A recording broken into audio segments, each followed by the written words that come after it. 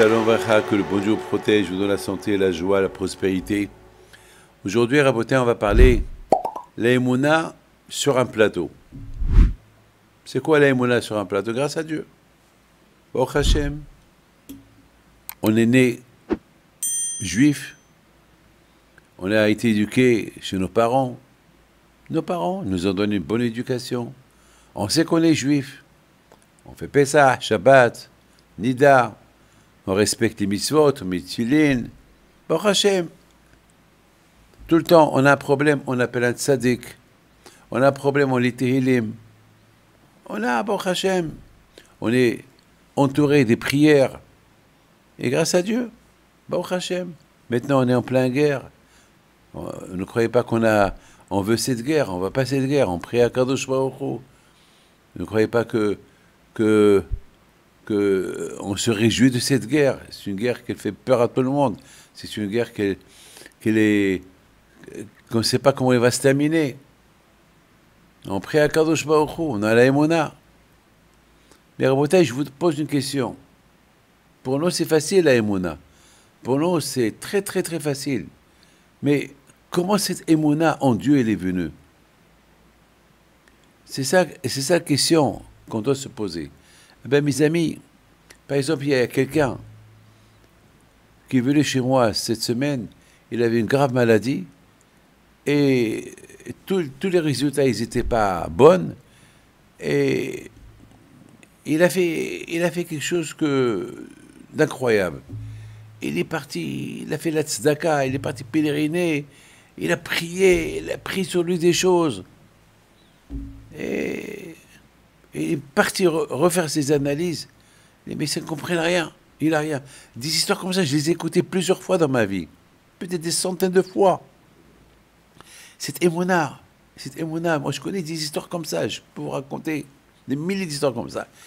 Alors, cette Emouna, elle vient? D'où elle vient? Est-ce qu'on est né avec? Elle est quoi?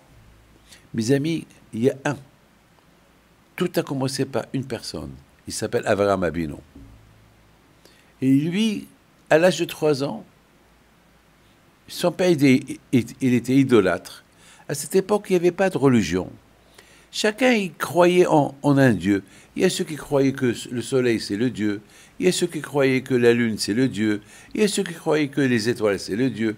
Il y a ceux qui croyaient que la mer, c'est le Dieu. Enfin, chacun y vénérait quelque chose.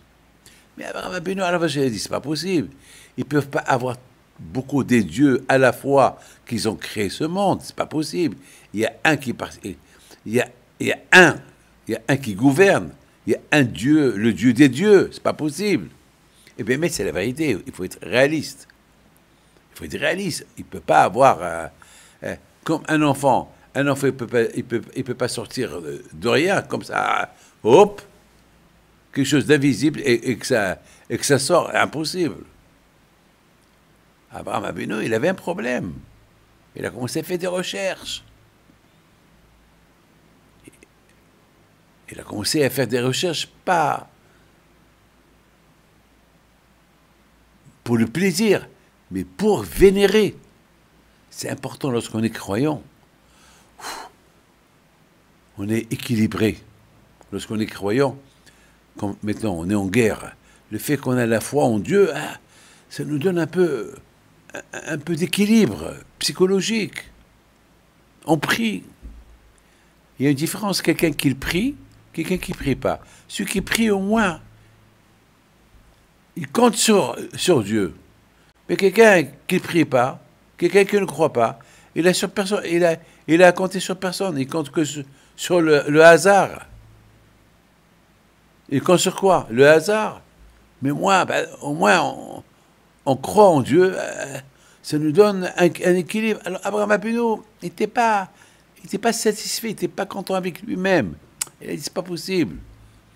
Et à la fin, il a découvert tout ça. Non, il s'est mis dans la tête, il y a un créateur qui a créé tout ce monde. Et à lui, je commence à prier. Il a commencé lui-même à prier à Dieu.